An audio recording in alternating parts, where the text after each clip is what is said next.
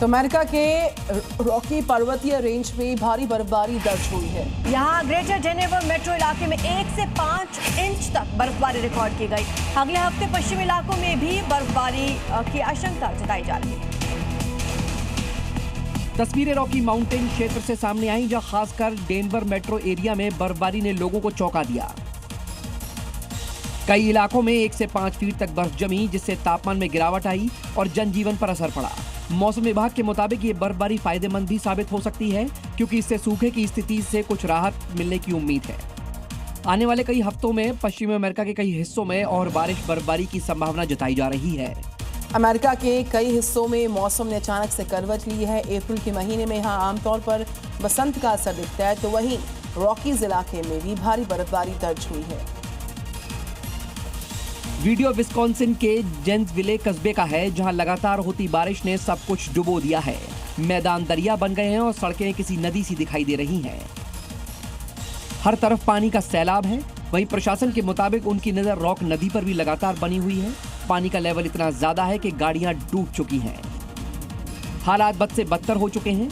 प्रशासन ने लोगों से अपील की है कि जब तक जरूरी ना हो तब तक घरों से ना निकलें।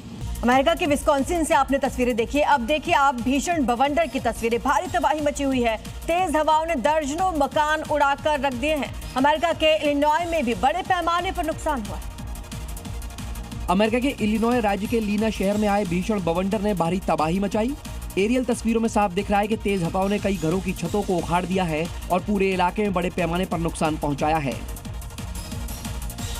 स्थानीय प्रशासन के मुताबिक दर्जनों मकान प्रभावित हैं, जबकि कई बड़े पेड़ और बिजली के खंभे गिरे पड़े हुए हैं। राहत और बचाव की टीमें मौके पर पहुंचकर स्थिति का जायजा ले रही हैं। मौसम विभाग ने पहले ही तेज तूफान की चेतावनी जारी की थी। यूक्रेन की खबर है, एक बंदूकधारी ने सुपरमार्केट में लोगों को बंधक बना लिया है। और न सिर्फ बंधक बनाया बल्कि गोलीबारी की गई। 6 लोगों की मौत हो चुकी है। पुलिस ने एनकाउंटर में हमलावर को ढेर कर दिया। इधर चीन के शिनजियांग में खतरनाक रेत तूफान ने जनजीवन को ठप करके रख दिया। विजिबिलिटी 0 तक जा पहुंची। हालांकि अचानक हुई इस बरसात ने हालात में तेजी के साथ सुधार भी कर दिया है।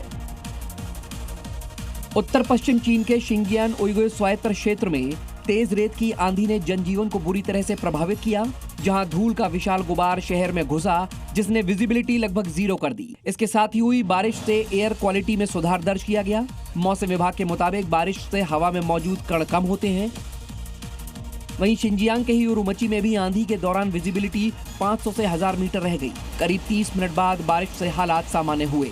डोमिनिकन रिपब्लिक में 1.5 टन से ज्यादा कोकीन को जब्त किया गया है। दरअसल national directorate of narcotics control ने खुफिया जानकारी मिलने के बाद इस अभियान की शुरुआत की।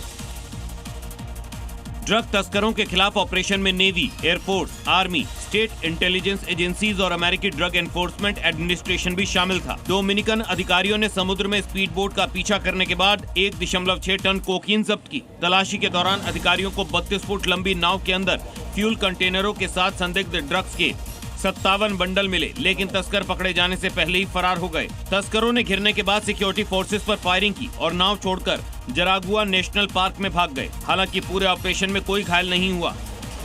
और अब खबर दिल्ली के सफदरजंग मकबरा में तबला सम्राट पंडित चतुरलाल की शताब्दी संध्या भव्य अंदाज में सजाई गई, जहां पर भजन, बैंड, शास्त्रीय धुनों के संगम ने दर्शकों का मन मोह लिया।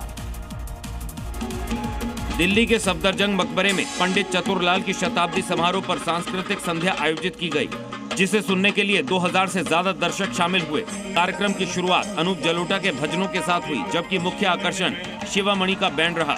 वहीं तबले पर प्रांशु चरुलाल ने संगत दी। समारोह में दलेर मेहंदी, सोनल मानसिंह समेत कई अंतर्राष्ट्रीय मेहमान भी मौजूद रहे। 1965 में निधन के बावजूद पंडित चतुरलाल की विरासत आज भी भारतीय शास्त्रीय संगीत को दिशा दे रही है। तो IRGC ने ऐलान कर दिया है कि स्ट्रेट ऑफ हॉर्मुज पूरी तरह से बंद रहेगा। बयान के मुताबिक अमेरिका की नौसैनिक नाकेबंदी हटने तक कोई जहाज किसी भी देश का गुजर नहीं सकेगा। ये रूट दुनिया के करीब 20% तेल व्यापार के लिए अहम है। अब इससे वैश्विक आपूर्ति और कीमतों पर बड़ा असर पड़ रहा है। आपको बता दें, मिडिल ईस्ट से ये बड़ी खबर, हॉर्मुज स्ट्रेट को लेकर तनाव एक बार फिर से बढ़ गया है। ईरान ने दावा कर दिया है दरअसल कि उसने स्ट्रेट ऑफ हॉर्मूज को पूरी तरह से बंद कर दिया है। ईरान की रेवोल्यूशनरी गार्ड IRGC जहाजों को VHF संदेश जारी कर रही है कि किसी भी देश का कोई भी जहाज अब इस रास्ते से नहीं गुजर सकता। IRGC का कहना है कि ये फैसला तब तक लागू रहेगा जब तक अमेरिकी नौसैनिक नाकेबंदी हटाई नहीं जाती। साथ ही ईरान ने यह भी कहा कि अब इस जल मार्ग से गुजरने के लिए उसकी मंजूरी लेनी होगी। ईरान ने डोनाल्ड ट्रंप के बयानों को भी खारिज करते हुए कहा कि उनकी बातों की कोई भी विश्वसनीयता नहीं है।